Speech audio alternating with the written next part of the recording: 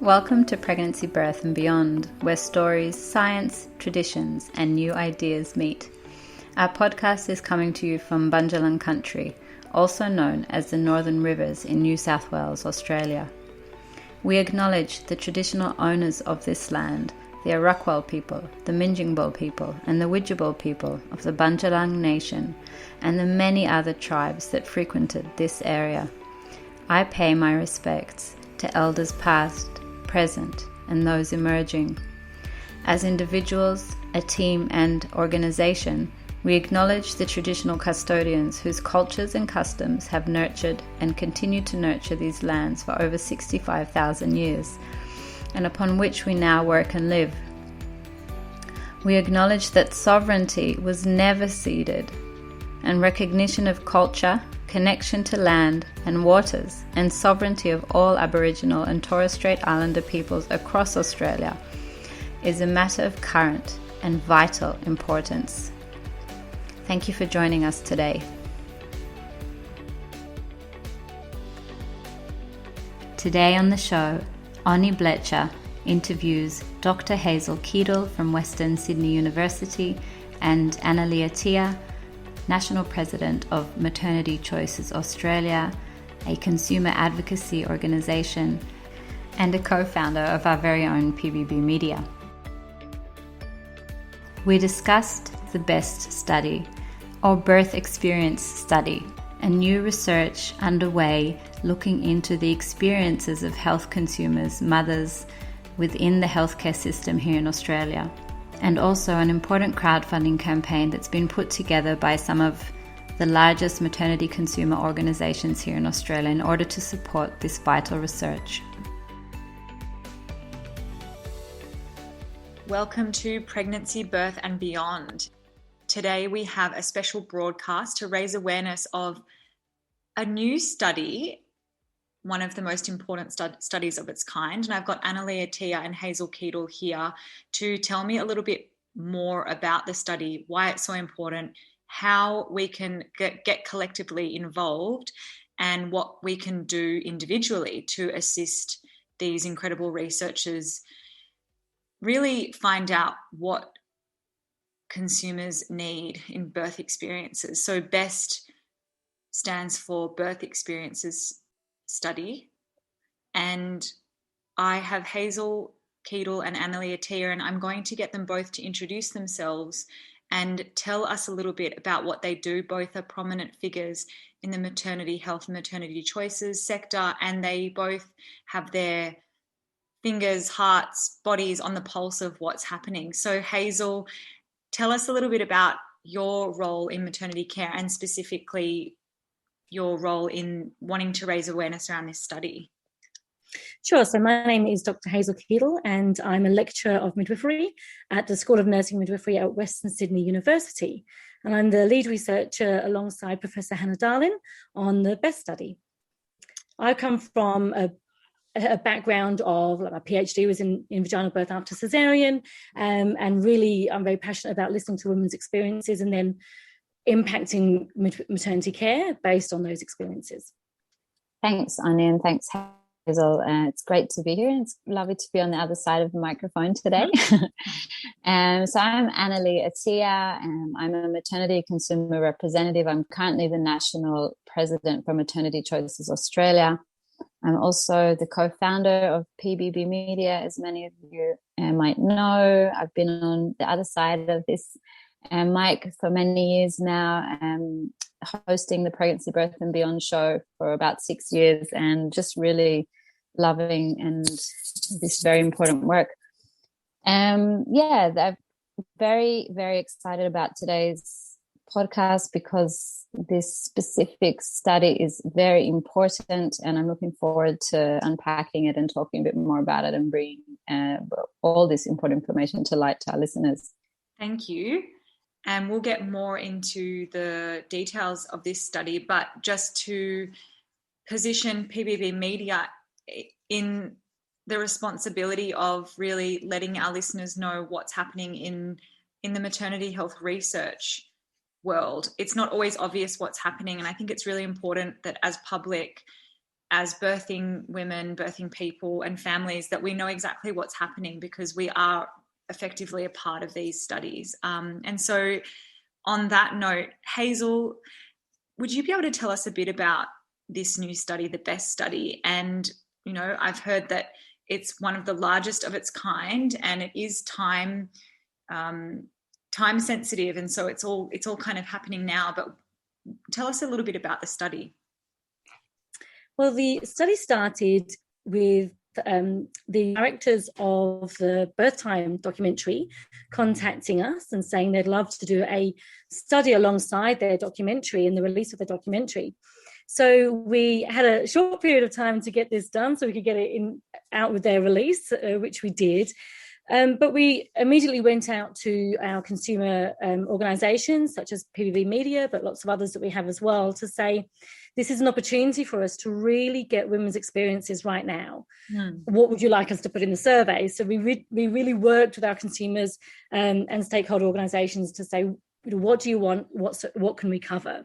It got released, and so far we can already say that it's the largest birth experience study certainly in the last 5 years in Australia, and it's potentially to be one of the largest that we've ever done, because we already have over 4,800 women that have shared their stories on the survey. Wow. And that is increasing every day, and we want to get a lot more.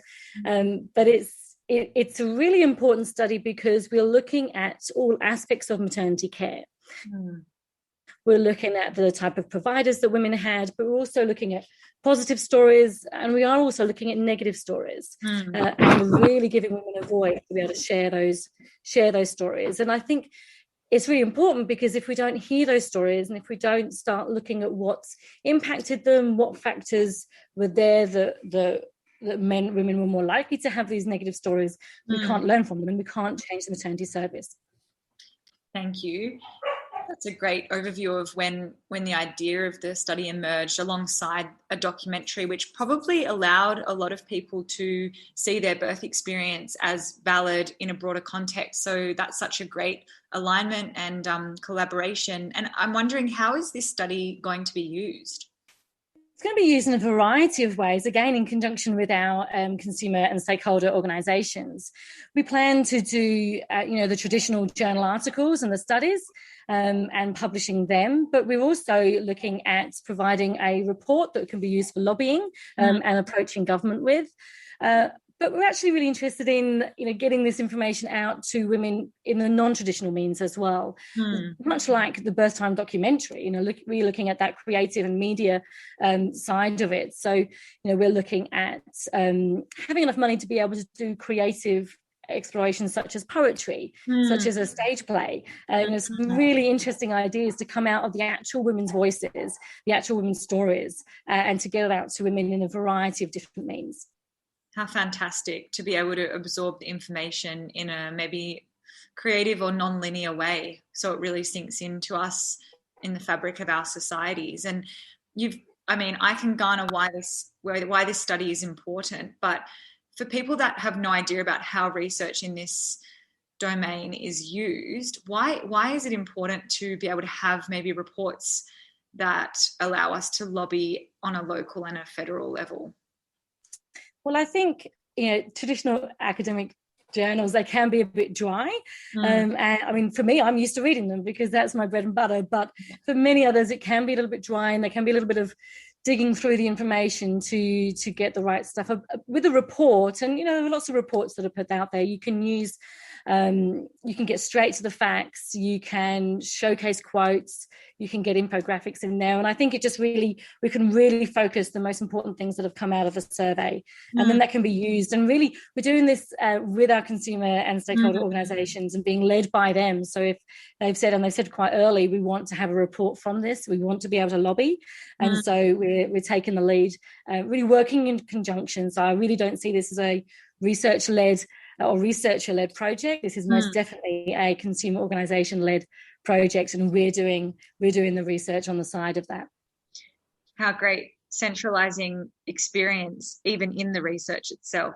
And so wonderful, because I think a lot of the time people, when they're figuring out how to interact with their care providers feel like the research is in a separate bubble and it's almost impenetrable. So that all sounds just so approachable. And Annalee, I'm going to ask you a few questions now. I'm wondering, so Western Sydney Uni's this study is backed by some of the largest consumer advocacy groups in Australia, along with other key consumer stakeholder organisations. So why is this? So why are so many people backing this study? What do they need from this study? Well, I think to begin with, it's important to understand, first of all, what a consumer is. So a consumer, a maternity health consumer is a person here in Australia accessing maternity healthcare services on the ground. People who go and see a doctor when they become pregnant, then they might go to the hospital for the antenatal care. They may or may not see a midwife or an obstetrician during their care. Those people who are accessing maternity healthcare services here in Australia are called health consumers or maternity health consumers by the government, by services. That's how they're recognised in the system. So that's number one. So that's just us people on the ground, the majority of people. In Australia, there's around 300,000 women give birth every year. Many babies are born every year. And many families are formed every year, whether that's new families or additions to families. And it's a very, very important part of our life. Families form the foundation of our societies, of our communities, and they bring beautiful children into the world. And for us as health consumer organizations that represent and advocate and lobby for the health and well-being of consumers alongside with the betterment and improvement of healthcare services on the ground, it's kind of our core aim is that we have a combination of things to help reach these goals. So one of those things is making sure that we have accurate data, that accurate data is being captured about the health and well-being of consumers. And unfortunately, where it stands at the moment, we don't really have that. We do have a national body, the AIHW, that captures data.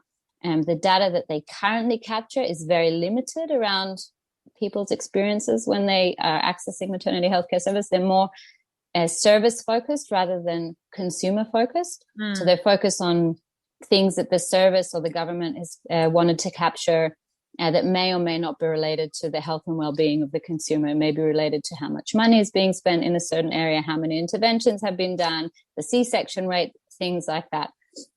Then you've got the federal government, federal health, that they're capturing a certain amount of data, but they rely heavily on what's going on the ground on the state territory level, and then, of course, on a service level itself. So if you go to the state government if you go to the federal government, they're going to tell you that they don't really know, or they don't capture or keep the data with them. They don't have the statistics themselves, that we should go to the state governments. But then if you go to the state governments, they say, well, actually that data is being kept at a service level, a local health district level or HHS level. Those are the government bodies that are set up to deliver public healthcare services in a specific location. For example, here in Northern New South Wales, it's the Northern New South Wales Local Health District, and they're responsible for providing healthcare services to all people who live in this region. Again, about 300,000 people, 12 hospitals, blah, blah, blah. So if you go to them, the data they capture on maternity care is also very limited. And that's because that's what they've been needing to capture so far. It doesn't actually encompass meaningfully what's going on for consumers on the ground, what consumers' experiences are, and how they are experiencing healthcare services, and how their experiences gone on to continue to affect them over time, which we see this all the time. So meaningful data is not being captured to begin with. I know the AIHW and the government, they're all actually kind of stepping up now their involvement in terms of consumer engagement, which means speaking more with consumers and finding out what's important to them. They're stepping this up. That's evident on the ground. But it's just kind of getting into gear now. Also, the AIHW is working hard to improve they've got a few programs and projects going to improve their collection of data and what kind of data they're collecting with regards to maternity care. But unfortunately, they're very much restricted by what the government commissions, and also how well the government is enforcing the capturing of this data. So there's very little accountability measures built in. So they might say we want to have this data, but they don't have to give them that data. And if there's no incentive or no enforcement or no accountability built into these policies or recommendations around data capturing, it's unlikely that we're going to get, a good picture for many, many years to come. And so these types of surveys and research projects that are happening on the ground, like the BEST study, and as we mentioned before, this is currently the best study that we have seen to date in terms of capturing consumers' experiences. These types of research projects are very, very important. They're vital. They paint a very different picture. So if you want to find out, if you go into the AIHW's website and you look at maternity care or women and children or whatever it is that they're called, they've got it labeled under data and information, you'll get a certain set of data, and it's going to paint a very specific picture.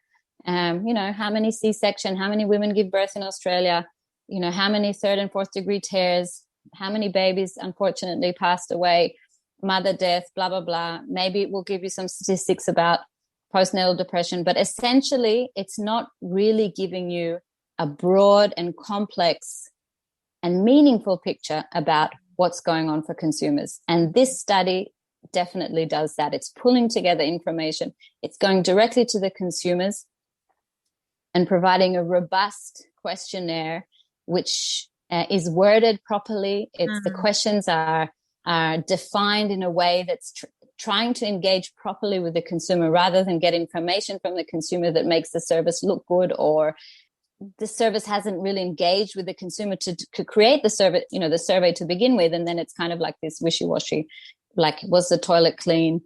Were you satisfied with your care? For somebody who's, had a baby, they've hit the ground running.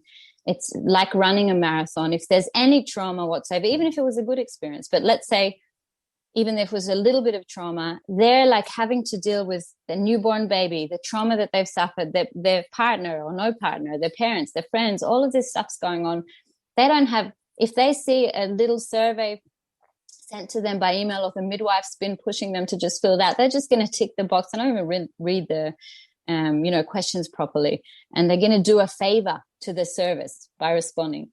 And so this survey is asking lots of meaningful questions that were devised with and alongside consumers to really support that person to give a fuller account of their experience during pregnancy, labor and birth, and postnatally. So we get a better picture. And that's why the major health consumer organizations have come behind and back this very important study. Yeah. So one of my questions was, well, doesn't the government already have these statistics? But I think you've answered that in the fragmentation of how this data is collected, or if it is collected, and then if it is, how to find it and collect it for further use. So, I mean, you spoke about the, key consumer stakeholder organizations and advocacy bodies and how they're really backing this. What ways are they doing that and supporting? So one of the things that we've done is from the very get-go, we've helped just support, as Hazel has mentioned, to help develop some of the questions and to make sure it's steered from a consumer's perspective in the right direction. That's kind of been from the beginning. And then also what's been done is we've been helping to get the word out there to as many consumers as possible once the survey went live, so we can capture as much information as possible. Sometimes research can be quite biased or limited. It can be quite limited in the reach, and we've really hoped and worked towards helping this research project reach as many Australian families and women as possible.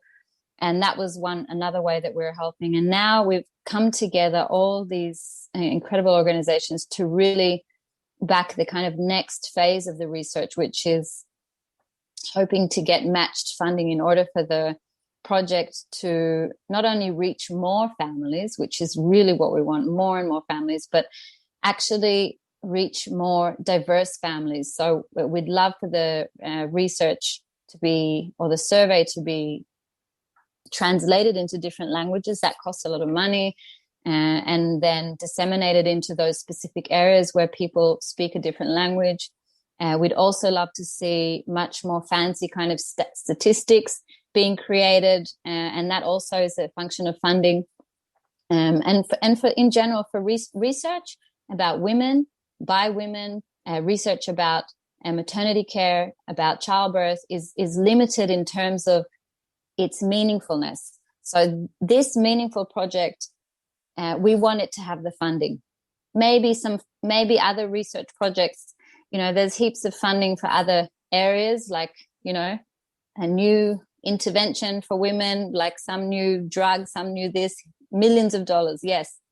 But not when it comes to meaningful look at the actual experiences of women when they go through healthcare during their reproductive years. So we want the money to come in this direction. And one of the best ways we can do that is support by doing some crowdfunding, community funding, and back the project. And it's wonderful because if we do get a good amount, the university hopefully will be able to match the funding through a scheme that they have with matched funding. I mean, Hazel might be able to tell us a little bit more about that.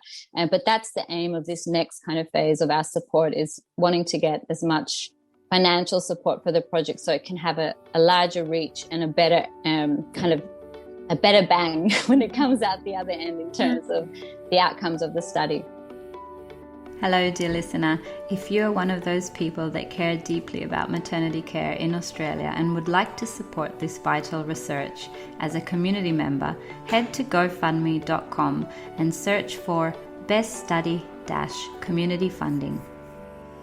If you have had a baby in the past 5 years in Australia and would like to participate in the study, the link will be in the show notes. Make sure to read the instructions and the participant information sheet before you start. Great. And we will be including the link to that Gofundme campaign in the show notes, so that if you do want to get involved in that way in assisting this matched funding, you can do so.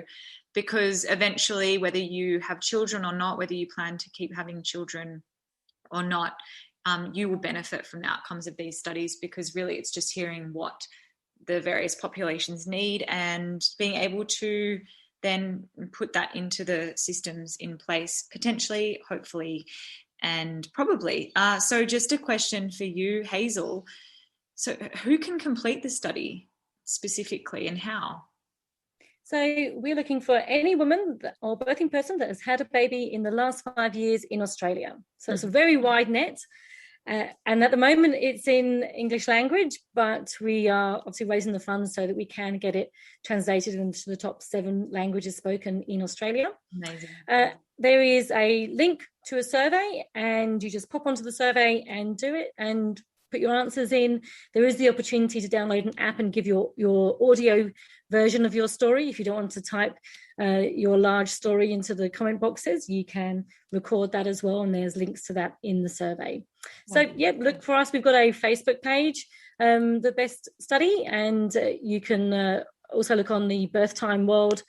Their website has got a link to us, and there'll be a link, I believe, on the that you will share as well. So we just follow that link, and the survey is very easy to do. We didn't make it an extremely long survey, and I've worked with a lot of surveys, especially during the last year in the Birth at the Time of COVID study as well.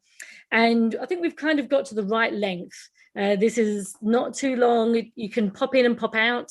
As long as you're using the same browser, you can pop in and pop out. But it's not too long. You can probably get through it in 20 minutes, half an hour. It depends how much you write. Oh, great. And I'm assuming that we can also add that link to our show notes too. Yes, good. And how does the Birth Time documentary fit in with this study? Is that something that it will be continual collaboration? Yeah, absolutely. So it was the directors, so Joe Hunter, Jerusha Sutton, and Zoe Naylor, who approached us and said, we want to get a study out at the same time of us releasing this important documentary.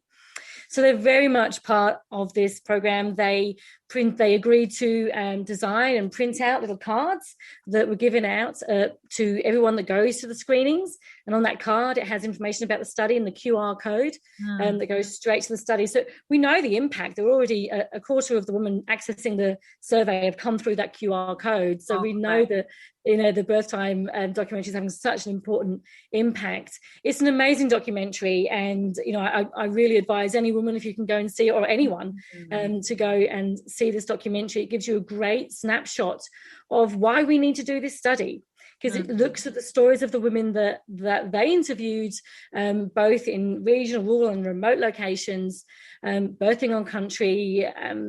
So many different things that they look at.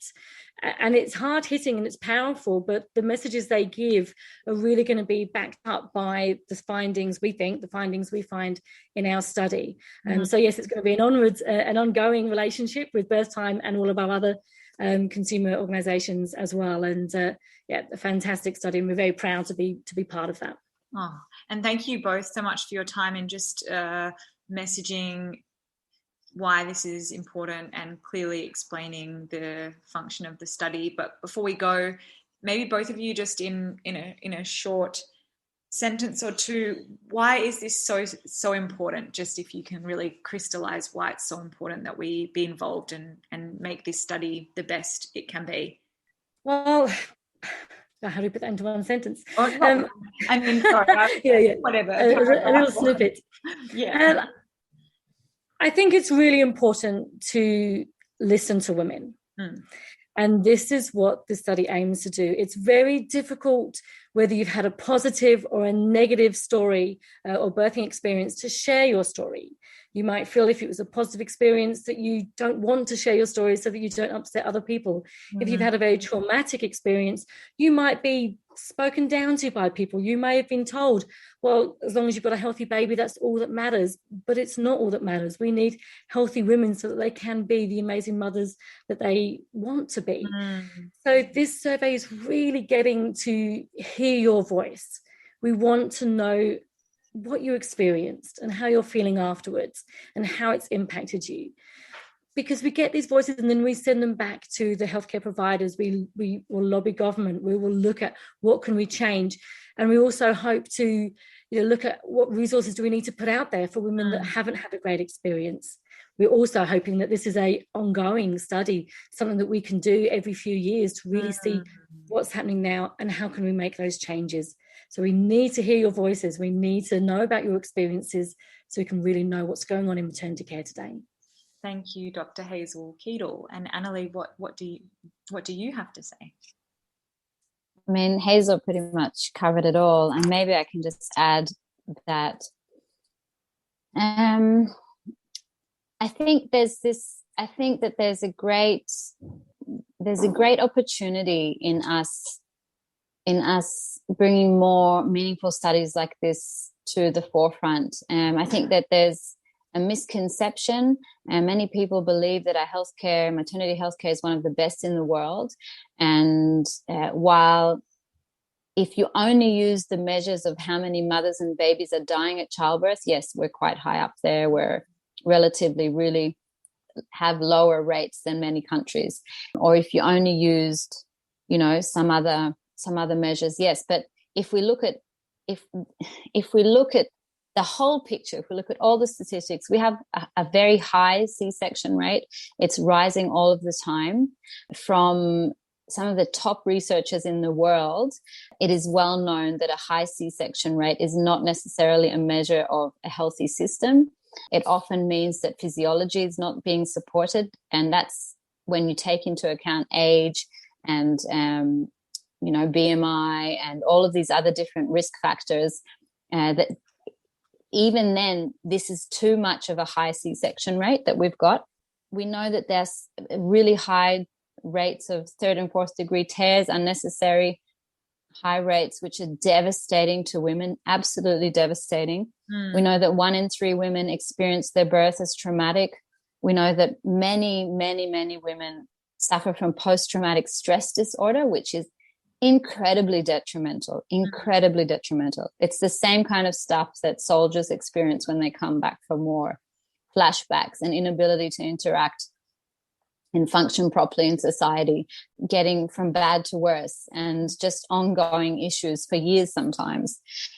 And we can't, if you look at that picture, if you look at all that picture and the rates of other morbidities and, you know, things that babies and mothers and families suffer on an ongoing basis and long term, you cannot say that we have one of the best maternity healthcare systems in the world. You just cannot say that. And I think it's a paradigm shift. It's a perspective shift. And what's been missing for this very long time are the meaningful voices of women. And we're not hearing them because the environment is not set up to listen to them properly. Some quick 10-minute survey online is not conducive with meaningful information from a mother with a newborn baby who suffered trauma. It just is not. And this is important because we need to understand what's really going on the ground if we want to improve the services.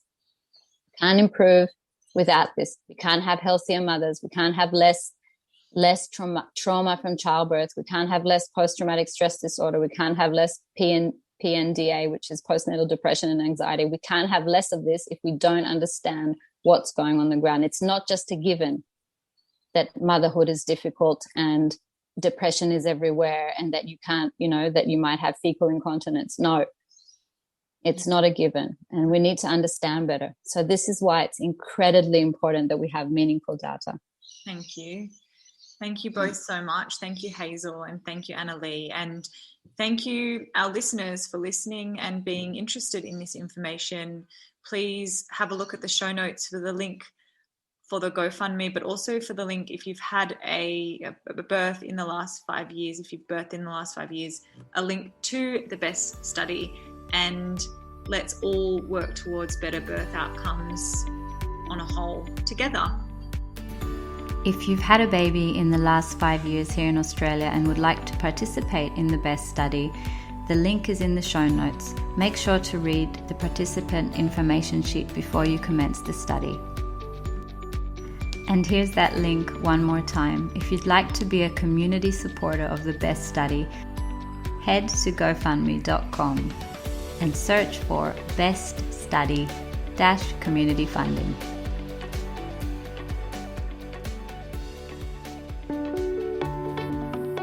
We hope you've enjoyed this episode of Pregnancy, Birth and Beyond. Tune in next week for more information and inspiration, bringing us full circle. You can find our show on iTunes, Spreaker, the usual social media under Pregnancy, Birth and Beyond, and our website at pbbmedia.org.